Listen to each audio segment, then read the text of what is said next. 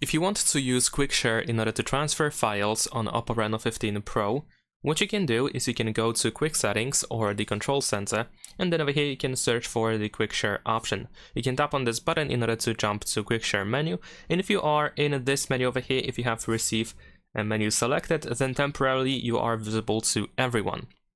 So if you want to receive files, you can just be over here, and then you should be able to get those files in here, and of course you can confirm to receive those files actually. Now you can also tap on yourself in here, and if you go to who can share with you, then you can decide what should be your visibility when you are not in the Quick Share.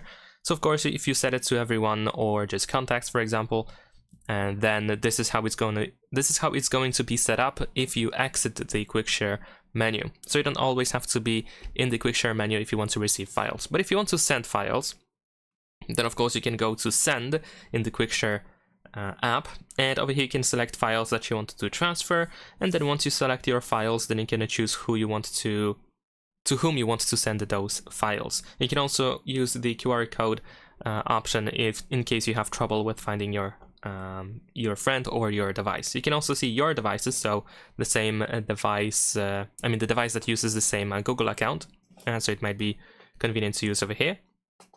And besides that, I think one of the more convenient ways to actually use the Quick Share is by first finding the files that you want to send and then using the Quick Share. So let's say I'm gonna use the My Files app, which is the file manager that we have on this phone, one of two actually. And let's say I'm gonna go to Photos in here, and I can just select whatever I want to transfer. I'm gonna use the Share button at the bottom of the screen, and then in here I can choose Quick Share. And now those files are immediately selected, so this can be a little bit more convenient to use, a more convenient way, and then we can search for the nearby device and just send it quite easily. Generally speaking, whichever app you use where you have files, if you decide to share those files that you have in here, you should be able to find the Quick Share option.